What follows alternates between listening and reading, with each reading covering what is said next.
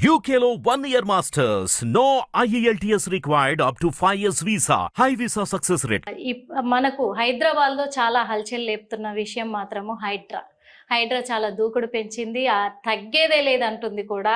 అదే విధంగా ఈ హైడ్రా బృందము దూకుడు పెంచిన తర్వాత అక్రమ కట్టడాలు ఏవేవైతే ఉన్నాయో రాజకీయ భేదాలు లేకుండా, రియల్ ఎస్టేట్ భేదాలు లేకుండా, వాళ్ళు పెద్దవాళ్ళు కానీ చిన్నవాళ్ళు కానీ ఎలాంటి వాళ్ళైనా సరే అక్రమ కట్టడాలను మేము కూల్చివేస్తామంటున్నాం.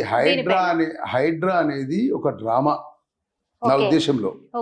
ఎందుకంటే ఈ కట్టడాలు అనేటి పర్మిషన్ ఇచ్చినప్పుడు కట్టేటప్పుడు ప్రభుత్వం ఉంది. ఏ ప్రభుత్వం అనేది నాకు కాదా, ప్రభుత్వం ఉంది. అప్పుడు అందులో అయిపోయినరా ప్రభుత్వం. ఇప్పుడు ఎవరైతే హైడ్రా డ్రామా ఆడుతున్నారో వాళ్ళ భూములు కూడా ఉన్నాయి. కాంగ్రెస్ ఎమ్మెల్యేలు ఎంపీలు అయ్యి మినిస్టర్లు అయ్యి ఇల్లులు ఉన్నాయి.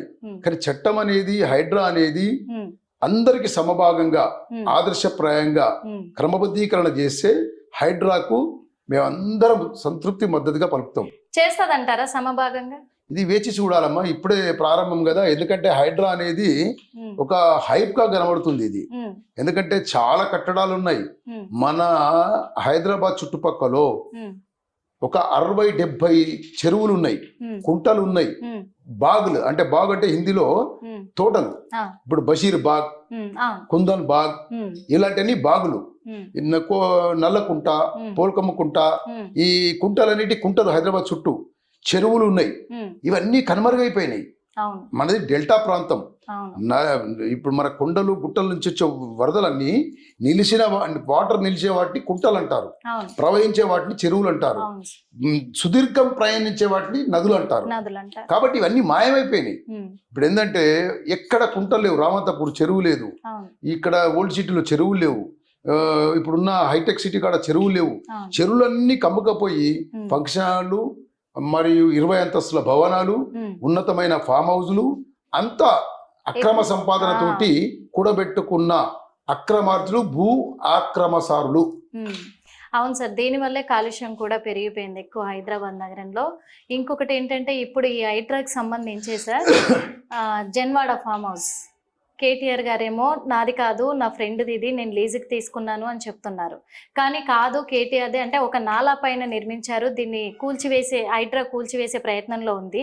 ఇంకొకటి మరి ఫాతిమా కాలేజ్ ఉంది ఓవైసీ, మరి ఓవైసీని టచ్ చేయాలి అంటే భయపడుతుందా గవర్నమెంట్ అని? ప్రభుత్వం అనేది నిక్షేపంగా ఎవరి భేదాభిప్రాయం లేకుండా ఫస్ట్ స్వ పార్టీ వాళ్ళని కొలగొట్టాలి. ఎందుకంటే మినిస్టర్లకు, ఎంపీలకు, ఎమ్మెల్యేలకు నాలాల మీద చెరువు కబ్జాలు, ఎఫ్టీఎల్ ల్యాండ్లు ఇవన్నీ చాలా ఉన్నాయి. ఫస్ట్ వాళ్ళకి కూలగొట్టిన తర్వాత వేరే వాళ్ళ దగ్గరికి వెళ్ళాలి. ఓవైసీది మాత్రము చెరువులోనే కట్టాడు, మనం అందరం చూస్తున్నాం. ఏమన్నంటే దానికి ఒకటి ఏంటంటే ప్రజల కోసం, బీదవారి కోసం. ఇవన్నీ అబద్ధాలు. భూ ఆక్రమణదారులు ఆక్రమణదారుడే. చెరువు పరివాహక ప్రాంతాన్ని ఆక్రమించేవాడు నిజంగా హైడ్రా అనేది ఖచ్చితంగా చర్య తీసుకోవాలి. అప్పుడు అభినందనించమవుతుంది. ఇదేదో హైడ్రా డ్రామాగా మాత్రం కావద్దని నేను కోరుకుంటున్నా. ఇంకొకటి ఏంటంటే ఇప్పుడు ఓవైసీని టచ్ చేయడానికి గత ప్రభుత్వం ఉన్నప్పుడు కూడా ప్రయత్నాలు చేసింది, చేయలేదని కాదు, కానీ మళ్ళీ వెనుతిరిగింది. మరి ఇప్పుడున్న ప్రభుత్వము మరి నిజంగా ఒకవేళ అది అక్రమ కట్టడం అయితే ఓవైసీని ఢీకొట్టి మరి కూల్చివేయగలుగుతుందంటారా? Wait and see. ఎందుకంటే ప్రతి ప్రభుత్వం, ప్రతి రాజకీయ పార్టీ ఓట్ల కోసం తాపత్రయపడే పార్టీలు. ఇదేంటంటే ఇప్పుడు ఓవైసీ మీద నిజంగా ఎన్నో అక్రమ కట్టడాలు ఉన్నాయి, అవన్నీ కూల్చివేసినట్టయితే నిజంగా మంచి పేరు వస్తుంది రేవంత్ రెడ్డి గారికి. ఒకవేళ ఏదైనా వెనకడికి వేసినా అనుకో ఉన్న పేరు పోతుంది.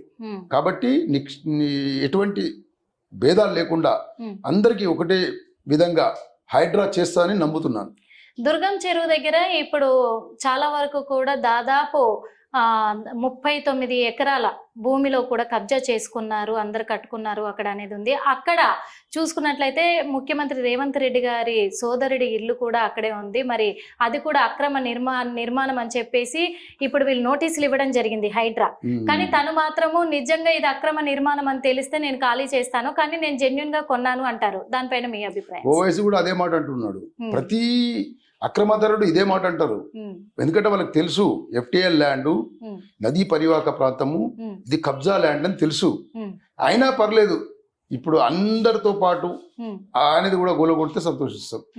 అయితే ఇప్పుడు ప్రజల్లో ఒక విషయం మాత్రం చాలా హాట్ టాపిక్ గా అవుతుంది సార్. ఏంటి అంటే మన ఎన్ కన్వెన్షన్ హీరో నాగార్జునది కూల్చివేశారు. ఆ తర్వాత చిన్న చిన్న వ్యాపారస్తులే కూల్చివేస్తున్నారు, రాజకీయ నాయకులే కానీ ఎవరివి కూడా కూల్చట్లేదు. అంటే ఇది ప్లాన్ ప్రకారమే జరిగిందా అని అంటున్నారు సార్, మీరేమంటారు? ఉండొచ్చు, మేబీ ప్లాన్ ప్రకారమే ఉండొచ్చు. ఎందుకంటే రేవంత్ రెడ్డి గారి కూతురు మ్యారేజ్ కూడా ఎన్ కన్వెన్షన్ లో అయింది. అప్పుడేమో అంతకుముందు కూడా ప్రతిపక్షంలో ఉన్నప్పుడు రేవంత్ రెడ్డి గారు ఎన్ కన్వెన్షన్ కూలగొట్టాలని మాట మీద నిలబడ్డాడు. అది హర్షించదగ్గ విషయమే. హీరో కానీ, రాజకీయ నాయకుడు కానీ, బడా వ్యాపారి కానీ, ఎవరైనా కానీ న్యాయమే, చట్టమే ఉంటుంది. కాబట్టి హైడ్రా రంగనాథ్ గారు మంచి ఆదర్శమూర్తి, మంచి స్ట్రిక్ట్ ఆఫీసరు. నాకైతే కొంచెం నమ్మకం ఉంది. ఎందుకంటే ఇవన్నీ కూల్చివేతలు తీసేస్తే పర్యావరణం కూడా రక్షించిన వాళ్ళైతాం, మన పూర్వ పరంపర ఆస్తులను కూడా కాపాడుకున్న వాళ్ళం అవుతాం, ప్రభుత్వ భూములను రక్షించే వాళ్ళం అవుతాం. సార్ ఇప్పుడు